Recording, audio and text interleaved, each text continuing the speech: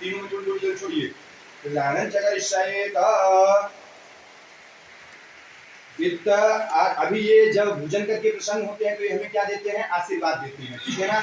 ऐसा हाथ करना है, यहाँ पे हम पितरों से आशीर्वाद मांग रहे हैं। कैसा आशीर्वाद मांग रहे हैं? आपने बोला सर्वप्रथम गोत्र मतलब आपके गोत्र की निरंतर वृद्धि होती रहनी चाहिए। आपकी आने वाली संतानें भगवान को मानने वाली, माता पिता को मानने वाली, पूजा पाठ करने वाली, आस्तिक होनी चाहिए, नास्तिक नहीं होनी चाहिए। उनका हाथ उठे तो सदैव दान देने के लिए, ना कि किसी से दान लेने के लिए हाथ फैलाने की भी जरूरत पड़े तो अपने माता पिता और दूसरे भगवान छोड़कर तीसरे किसी के सामने हाथ फैलाने की जरूरत नहीं पड़े। फिर क्या चाहिए हमें? और भी कुछ चाहिए, याद करिए। साईं इतना दीजिए जामे कुटुंब समय, मैं भी भूखा ना रहूं, कोई शादी नहीं कर जाए। धन संपत्ति मांगते मांगते थक जाएंगे, नहीं मिलेगा। भगवान से क्या मांगना चाहिए? भगवान हमें कैसे प्राप्त होते हैं?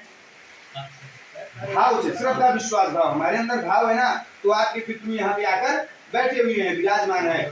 मानो तो मैं गंगा माँ हूँ और ना मानो तो बहता पानी। उसी प्रकार से भोजन पाठ में बताया गया कि भगवान हमारे भाव के भूखे होते हैं। आपने जो दक्षिणा दिया उसका सामग्री क्या दिया है? गुरु ब्राह्मणों को गया, भगवान को क्या गया? तो आपका विश्वास और आपका भाव गया। आपके अंदर विश्वास है तो ये कार्य का 100% सिद्धि की प्राप्ति आपको होगी। बताया गया संकल्प हो जाए तो सिद्धि, कोई भी कार्य संकल्प मात्र से सिद्धि की प्राप्ति होती है। आपने संकल्प किया ना और ब्राह्मणों को संकल्प दिया ना, तो ये ब्राह्मणों का धर्म हो जाता है कि उस कार्य को विधिवत करके दे। क्योंकि ब्राह्मण का कोई एक दिन का एक कार्य नहीं है, उसको हर दिन सुबह उठ के यही कार्य करना है। अगर एक दिन का हो तो आज आपका जैसा मन पड़े वैसा करके हम जा सकते हैं, है ना। लेकिन हमें हर दिन वही करना है ना, भगवान को भी देखना है। तो सब कुछ देख के यहाँ पे ब्राह्मणों का कर्म होता है कि उसके कर्म से यजमान प्रसन्न हो, ठीक है ना। उसी प्रकार से आपके पितृ यहाँ पे भोजन करके प्रसन्न हुए तो आपको आशीर्वाद